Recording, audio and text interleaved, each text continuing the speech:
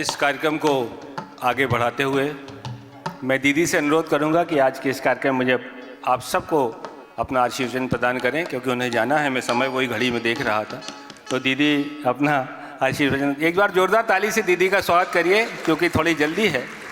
दीदी का आशीर्वचन हो जाए, फिर हम इसको क्रमबद्ध तरीके से कार्यक्रम को आगे बढ़ाएंगे। सादर आमंत्रित हैं परम साध्वी ज्ञानेश्वरी दीदी।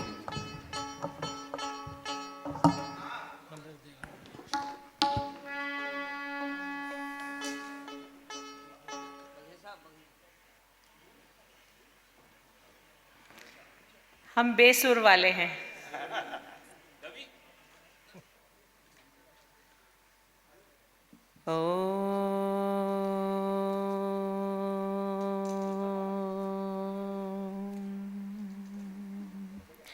श्री सीतानाथ समारंभां रामानंदार्य मध्यमाम् अस्मदाचार्य पर्यन्तां वन्दे श्री गुरु परंपराम्।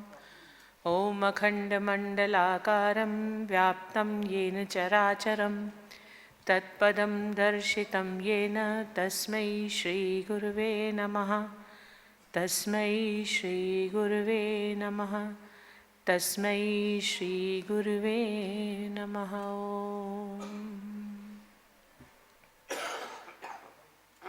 मिलिए प्रभु श्री राम से कार्यक्रम में मंच पर उपस्थित हमारे अग्रज श्री विनोद गोटिया जी, रामलीला समिति गढ़ा से पधारे भाई श्री अशोक मनोध्या जी, इस पूरे कार्यक्रम के संयोजक भाई श्री आलोक पाठक जी तथा मंच के समक्ष उपस्थित सभी स्वजन, सभी सुधीजन। जब हम ये शब्द बोलते हैं कि मिलिए प्रभु श्री राम से, तो मुझे ऐसा लगता है कि जब हमें राम से मिलना है तो हमें पहले अपने अंदर अपना अवलोकन करने की आवश्यकता है, क्योंकि राम है कौन? रमन्ति इति रामः। जो हमारे अंदर रमण कर रहा है वह राम है। और हमारे इस भौतिक शरीर के अंदर आत्मा के रूप में विराज रहे उस राम का दर्शन करने के लिए पहले हर व्यक्ति को अपना स्वयं का अवलोकन करने की आवश्यकता है।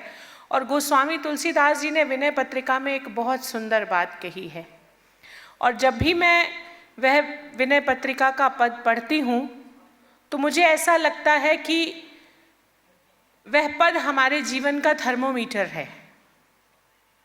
कबहू कहूँ यही रह नहीं रहूँगो। बहुत सुंदर पद है। आप लोग भी जब कभी आपको समय मिले तो उस पद को आप लोग पढ़िएगा और उसको समझकर अपने जीवन में उतारने का प्रयत्न करिएगा। उस पूरे पद की व्याख्या करने का तो आज समय नहीं है। कुछ पूर्व निर्धारित व्यस्तताएं ऐसी हैं कि जिनके कारण आज मेरे पास थोड़ा समय कम है।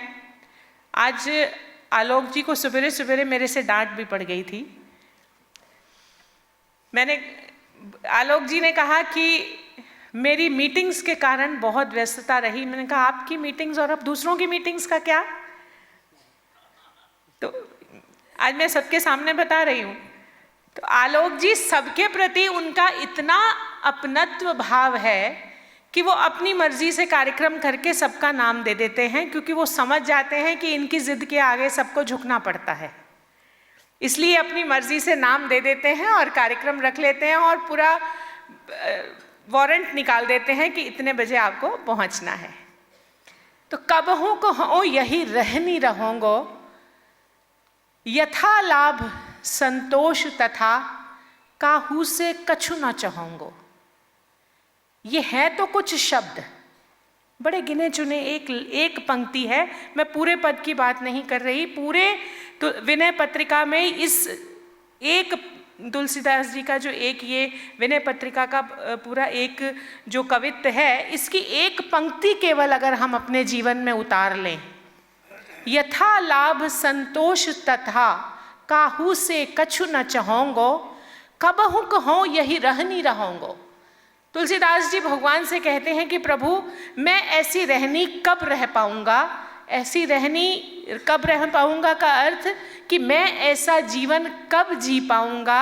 यथा लाभ संतोष तथा काहू से कछु न चाहोंगो, किसी से कोई एक्सपेक्टेशन ना रहे, किसी से कोई कंप्लेंट ना रहे। तो ऐसी स्थिति मेरी कब आएगी? तो ऐसी स्थिति तब ही आ सकती है जब हम अपने राम में रमण करने का अभ्यास कर लें। और अपने राम में रमण करने का अभ्यास एक दिन में नहीं होता। कई बार मैं ये कहती हूँ कि अभ्यास किसको कहते हैं? कहा कि स तु दीर्घ काल नैरंतर्य सत्कारा सेवितो दृढ़ भूमि। दीर्घ काल तक निरंतर सत्कार के साथ जब हम अपनी साधना को करते हैं तब हमें उसको कहते हैं कि अभ्यास। हमारे बीच में मध्य प्रदेश के यशस्वी उप मुख्यमंत्री पधार चुके हैं। मैं अपनी वाणी को यही विराम दूंगी केवल इतने निवेदन के साथ कि हम अपने जीवन में इस पद को उतारने का प्रयत्न करें कि कबहु कहूँ यही रहनी रहोंगो, यथा लाभ संतोष तथा काहू से कछु न चाहोंगो। जिस दिन हमारी एक्सपेक्टेशंस और हमारी कंप्लेंट्स हमारे जीवन से समाप्त हो जाएंगी, उस दिन हमारा जीवन जो है वो परम शांतिमय, परम आनंदमय बन जाएगा। तब हमारा जीवन एक भक्त का जीवन बन जाएगा। सबके प्रति भगवान श्री राम लला के द्वितीय प्राण प्रतिष्ठा दिवस की बहुत बहुत बधाई, बहुत बहुत शुभकामनाएं। हरिओम।